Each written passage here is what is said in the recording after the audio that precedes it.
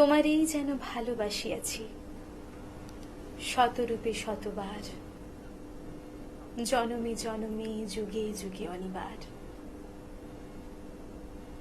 কবিতাকে আমরা যারা ভালোবাসি প্রত্যেকটা মুহূর্ত নতুন করে ভালোবাসি। মনে হয় এই পৃথিবীতে আজীবন বেঁচে থাকি, একটা কবিতার জন্য বেঁচে থাকি। যারা আমরা কবিতায় কথা বলি, কবিতায় জীবন যাপন করি, আমরা জানি কবিতা আমাদের জীবনটাকে কতটা দিয়েছে, আমাদের জীবনকে কতটা ভরিয়ে রেখেছে। আর যারা আপনারা কবিতা ভালোবাসেন এবং সকাল সকাল মনের জানালায় এসে পড়েইছেন, তখন তো ভালো কিছু কবিতা হবেই। আমাদের সঙ্গে এই মুহূর্তে স্টুডিওতে আছে পল্লবী চক্রবর্তী। নমস্কার পল্লবী, কেমন আছো বলো? খুব ভালো আছি, আপনি ভালো আছেন?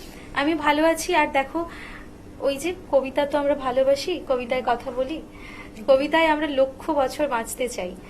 যখন কবিতা আজকে শুনবো, তোমাকে সঙ্গে পেয়েছি, তখন এই ভালোবাসা আর এই বাঁচাটা মনে হয় যেন আরেকটু ভালো করে বাঁচি। অবশ্যই। প্রথম কি কবিতা রেখেছো বলো? প্রথমে আমি একটা আরণ্যক বসুর কবিতা বলবো, মনে থাকবে। এটা আমার সব থেকে খুব প্রিয় কবিতা একজন। এই কবিতাটা আমি অনেকবার অনেক জায়গায় প্রোগ্রাম করেছি। একদম, চলো বলো। মনে থাকবে আরণ্যক বসু। পরের জন্মে বয়স যখন 16ই সঠিক, আমরা তখন প্রেমে পড়ব। মনে থাকবে বুকের মধ্যে মস্ত বড় ছাদ থাকবে, শীতল পাটি বিছিয়ে দেব, সন্ধে হলেই বসবো দুজন। একটা দুটো হসবে তারা, হঠাৎ তোমার চোখের পাতায় তারার চোখে জল গড়াবে, কান্তকবির গান গাইবে, তখন আমি চুপটি করে দু চোখ ভরিয়ে থাকবো যে। মনে থাকবে এ জন্মের দূরত্বটা পরের জন্মে চুকিয়ে দেব, এই জন্মের চুলের গন্ধ পরের জন্মে থাকে যেন, এ জন্মের মাতাল চাওয়া পরের জন্মে থাকে যেন। মনে থাকবে আমি হব উড়নচণ্ডী এবং খানি খুস্কো খুস্কো, এ জন্মের পরিপাট্য সবার আগে খুঁচিয়ে দেব। তুমি কাঁদলে গভীর সুখে, এক নিমেষে সবটুকু জল শুষে নেব। মনে থাকবে পরের জন্মে কবি হব, তোমায় নিয়ে হাজার খানেক গান বাঁধবো, তোমার অমন উষ্ট নিয়ে, নাকচাপিয়া নুপুর নিয়ে গান বানিয়ে মেলায় মেলায় বাউল হয়ে ঘুরে বেড়াবো।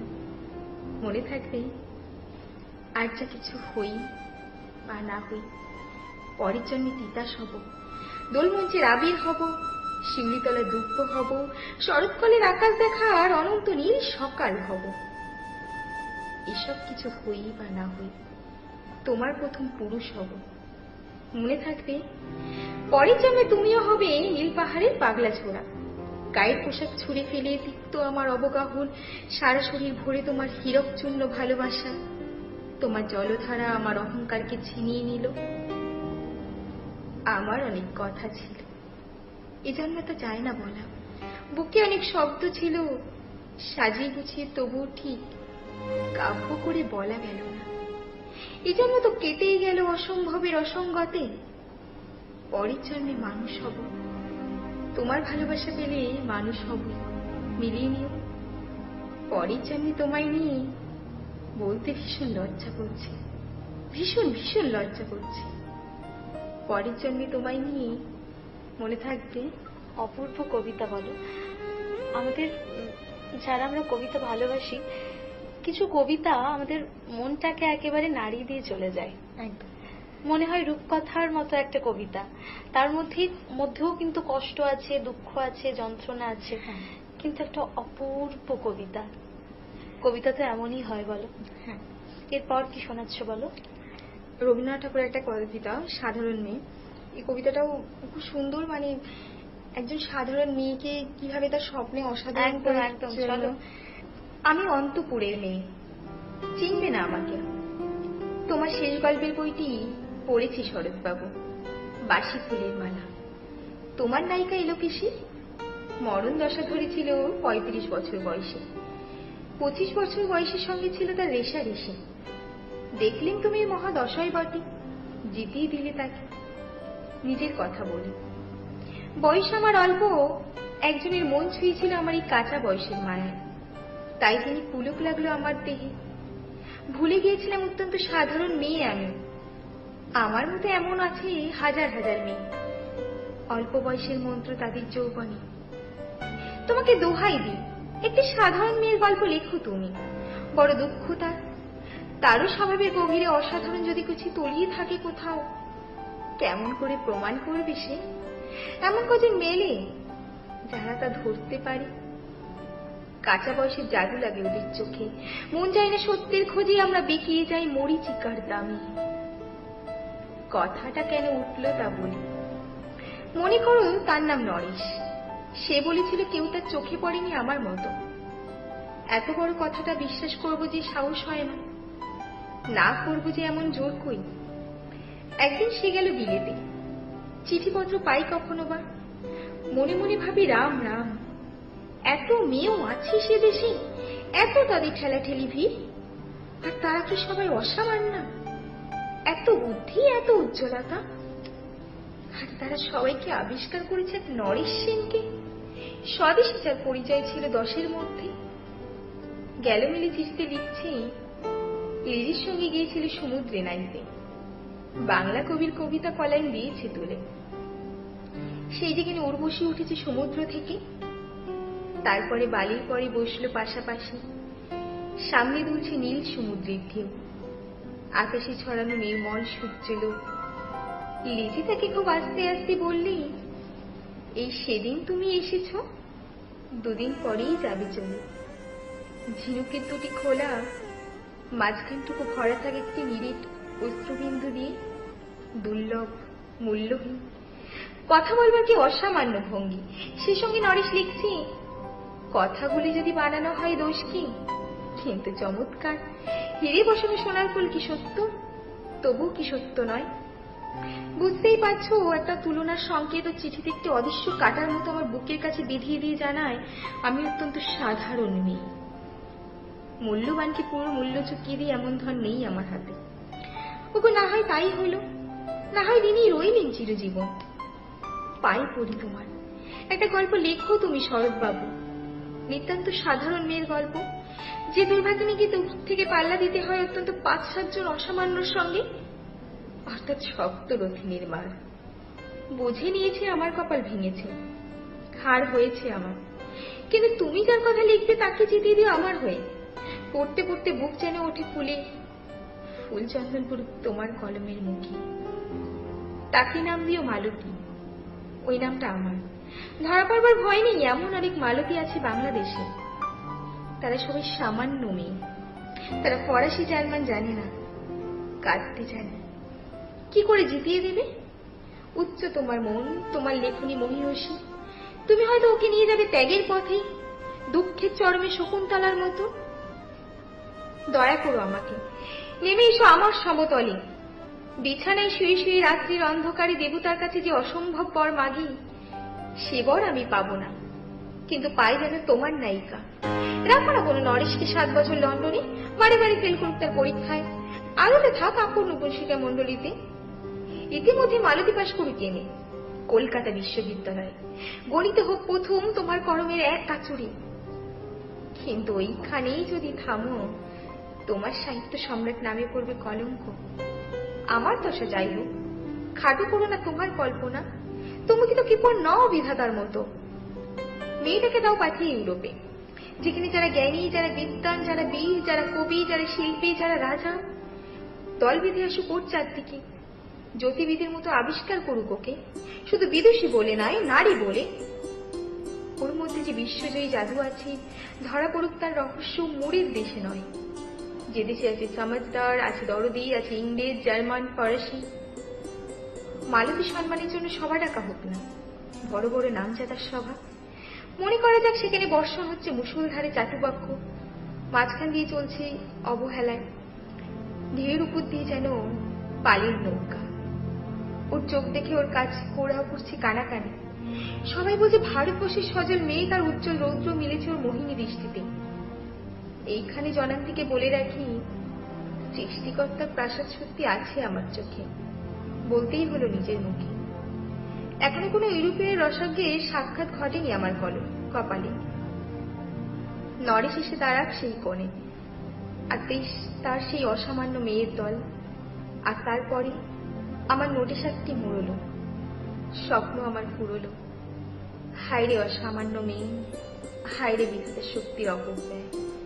রবি ঠাকুরের এই কবিতাটি আমাদের সত্যি বাংলার প্রতিটা মেয়ের কথা। তিনি যেগুলো লিখে গেছেন, তিনি যেগুলো বলে গেছেন, আজকের বাংলার মেয়ে বা ভারতবর্ষের মেয়ের কথাও যদি আমি বলি, প্রত্যেকটা মেয়ের কোথাও না কোথাও যাতনা, কষ্ট, দুঃখ, প্রেম, ভালোবাসা, ভালো লাগা সবকিছুকে ছুঁয়ে যায়। তাই তো তিনি রবি ঠাকুর। তোমার সঙ্গে কথা বলবো, গল্প করব, কবিতা শুনবো, কিন্তু নিয়ে নেব ছোট্ট একটা বিজ্ঞাপন বিরতি। তোমার স্বপ্নের বাড়ি দারুণ। বাথরুমটা তো দারুণ। ওয়াটার হিটারটাও খুব সুন্দর, তাই না? কোন brand? Venus, the hot water professionals. Hot water professionals? আসুন, I will show you. Venus, দেখতে সুন্দর, এতে আপনার টাকাও সাশ্রয় হবে এর এনার্জি সেভিং মডেলস এর মাধ্যমে। Instant water heater, storage water heater, solar water heater, tankless water heater, heat pump water heater, 10 years guarantee, 5 এসির জন্য যা দেয় দীর্ঘ আয়ু। Scale guard technology for longer life and hard water protection, international certifications. আপনার জীবনযাত্রার সঙ্গে মানানসই সুবিধাজনক মডেল 34টি দেশে বিক্রি হচ্ছে। 3.6 মিলিয়ন সুখী গ্রাহক, 60 বছরের আস্থা। সেই কারণেই ভিনাসকে গরম জলের প্রফেশনাল বলা হয়। Trust the hot water professionals for a refreshing bath. Venus, the hot water professionals. অনেক সমস্যার ভিড়ে, অনেক দুশ্চিন্তার মাঝে জীবনের সবচেয়ে বড় স্বপ্ন বিয়ে, একটাই সমাধান, লাইফ সলভ ম্যাট্রিমনি। এখানেই পাবেন আপনার যোগ্য জীবন সঙ্গী খোঁজার সহজ ও নিরাপদ উপায়। ছেলে হোক বা মেয়ে, প্রত্যেকের জন্য আছে অসংখ্য রেজিস্টার্ড প্রোফাইল, যেখান থেকে মিলবে আপনার মনের মতো সঙ্গী। এখন আর পরিবার পরিজন ঘুরে খোঁজাখুঁজি নয়, এক ক্লিকে সমাধান। তাহলে দেরি কেন? আজই রেজিস্টার করুন www.lifesolvematrimony.com। কারণ অনেক সমস্যা, একটাই সমাধান, life solve matrimony. Venus, the hot water professionals. আসুন, I will show you. Venus, দেখতে সুন্দর, এতে আপনার টাকাও সাশ্রয় হবে এর এনার্জি সেভিং মডেলস এর মাধ্যমে। Instant water heater, storage water heater, tankless water heater, 5 এসির জন্য যা দেয় দীর্ঘ আয়ু। আপনার জীবনযাত্রার সঙ্গে মানানসই সুবিধাজনক model. Trust the hot water professionals for a refreshing bath. Venus. তোমার স্বপ্নের বাড়ি দারুণ। বাথরুমটা তো দারুণ। ওয়াটার হিটারটাও খুব সুন্দর, তাই না? কোন brand? Venus, the hot water professionals. Hot water professionals? আসুন, I will show you. Venus, দেখতে সুন্দর, এতে আপনার টাকাও সাশ্রয় হবে এর এনার্জি সেভিং মডেলস এর মাধ্যমে। Instant water heater, storage water heater, solar water heater, tankless water heater, heat pump water heater, 10 years guarantee, 5 এসির জন্য যা দেয় দীর্ঘ আয়ু। Scale guard technology for longer life and hard water protection, international certifications. আপনার জীবনযাত্রার সঙ্গে মানানসই সুবিধাজনক মডেল 34টি দেশে বিক্রি হচ্ছে। 3.6 মিলিয়ন সুখী গ্রাহক, 60 বছরের আস্থা। সেই কারণেই ভিনাসকে গরম জলের প্রফেশনাল বলা হয়। Trust the hot water professionals for a refreshing bath. Venus, the hot water professionals. ফিরে এলাম ছোট্ট একটা বিজ্ঞাপন বিরতির পর। আপনারা দেখছেন টুয়েলাইট প্রোডাকশন প্রযোজিত, চ্যানেল ভিশন আয়োজিত আপনাদের সকলের অত্যন্ত পছন্দের অনুষ্ঠান মনের জানালা। আমাদের সঙ্গে এই মুহূর্তে স্টুডিওতে আছে পল্লবী চক্রবর্তী। পল্লবী, এই যে কবিতা ভালোবাসা বা কবিতা পড়তে ভালোবাসো তুমি, এই কবিতা পড়ার প্রতি একটা ভালোবাসা কিভাবে এলো? ছোট থেকে তো ওইভাবে কখনো শেখা হয়নি, তবে মানে যখন কোথাও কবিতা স্কুলে ম্যামরা পড়াতেন, এত মানে সত্যি বলতে আমার ছোটবেলায় স্কুলের ম্যাম আমার এত সুন্দর করে কবিতাগুলো বোঝাতেন, সেই থেকে একটা ভালোবাসা।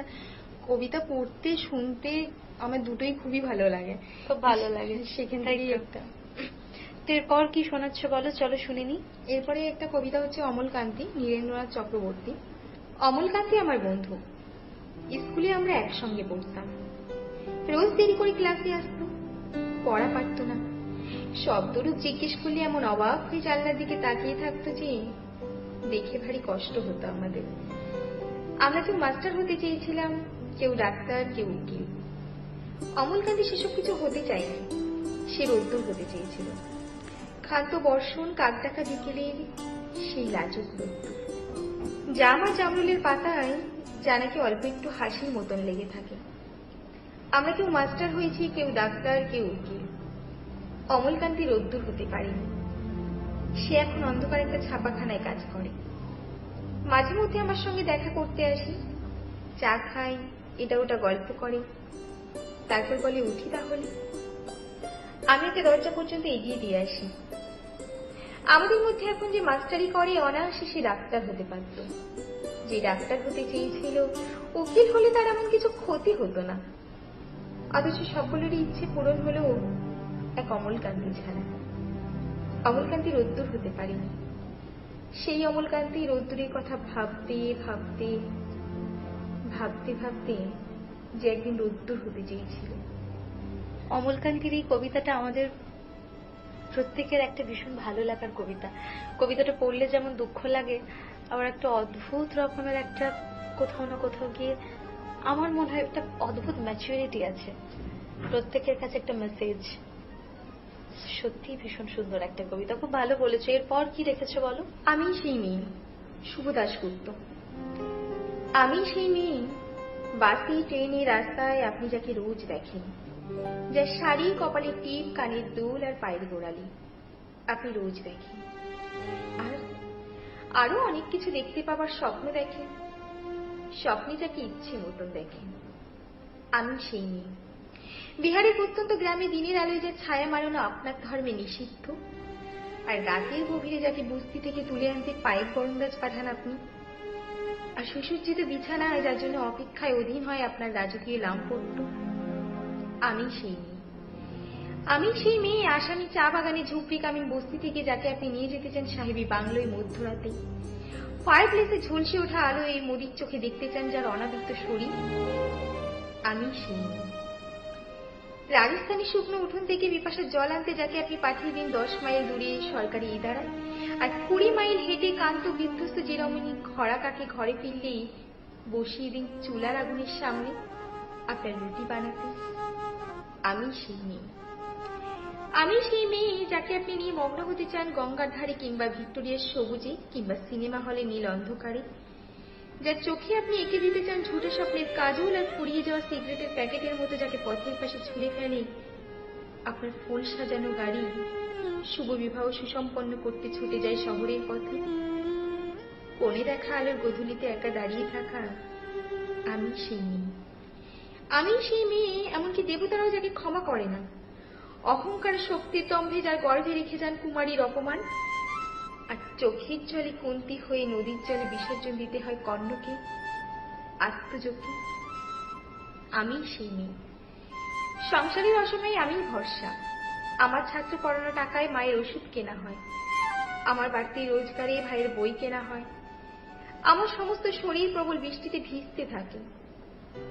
কালো আকাশ মাথায় নিয়ে আমি ছাতা হয়ে থাকি, ছাতার নিচে সুখী সংসার বাঁচি। আপনি, আপনারা আমার জন্য অনেক করেছেন।